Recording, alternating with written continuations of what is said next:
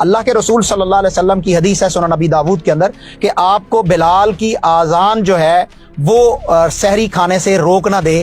اگر تمہارے برتن کے اندر کوئی چیز موجود ہے تو تم جب تک اسے ختم نہ کر لو تم کھاتے رہو. اذان ختم بھی ہو جائے اور وہ آپ کے پلیٹ میں یا برتن میں موجود ہے تو آپ کھا سکتے ہیں. اذان ختم ہونے کے بعد قرآن کہتا ہے وَكُلُوا وَاشْرَبُوا، لوگوں کھاؤ اور پیو، حَتَّى يَتَبَيَّنَ لَكُمُ الْخَيْطُ الْأَبْيَضُ مِنَ الْخَيْطِ الْأَسْوَدِ مِنَ الْفَجْرِ، یہاں سے تک کہ دن اور رات میں واضح فرق ہو جائے. رات ختم ہو جائے، دن ہو جائے، جسے ہم بالاتفاق صبح صادق کہتے ہیں. ہماری فجر کا نماز کا وقت شروع ہو جائے. قرآن کہتا ہے کھاتے رہو پیتے رہو. جب رات اور دن میں فرق ہو گیا ہے نا فجر سے، تو پھر تمہارے کھانے کی بھی گنجائش نہیں، تمہارے پینے کی بھی گنجائش نہیں. قرآن نے کہیں نہیں کہا کہ اذان ہوتی رہے تو کھاتے رہو، جو ہاتھ میں پکڑا ہو کھاتے رہو. اگر بٹھل تو نے ہاتھ میں اٹھایا ہوا ہے تو قرآن کھانے کی اجازت نہیں دیتا. جب سحری کھانے کا وقت ختم ہو جائے، اگر اذان کوئی آدھے گھنٹے کی دے تو قرآن اجازت نہیں دیتا کہ تو ساتھ ساتھ کھاتا رہے.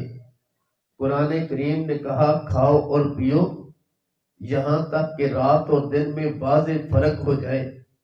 قرآن نے حد بیان کر دی، اس کے بعد کھانے کی اجازت نہیں.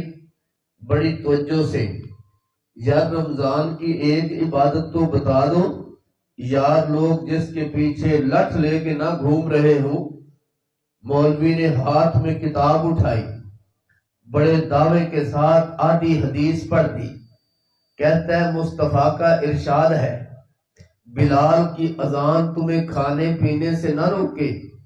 بلال اذان دے کھاتے رہا کرو پیتے رہا کرو. پھر نتیجہ نکال کے مولوی کہتا ہے کہ تم کھاتے رہو اذان ہوتی رہے، پیتے رہو اذان ہوتی رہے. ساتھ کہتا ہے یہ مصطفیٰ کا فیصلہ ہے. بڑی توجہ، یہ مصطفیٰ کا فیصلہ ہے. میرے دوستا، مصطفیٰ کا مکمل فیصلہ اس نے پڑھا نہیں ہے. میرے مصطفیٰ کا ارشاد ہے تم کھاتے رہو پیتے رہو. بلال کی اذان تمہیں کھانے پینے سے نہ روکے. کیوں؟ بلال رات میں اذان دیتے ہیں تاکہ سونے والے بیدار ہو جائیں، جو بیدار ہے وہ سو جائیں.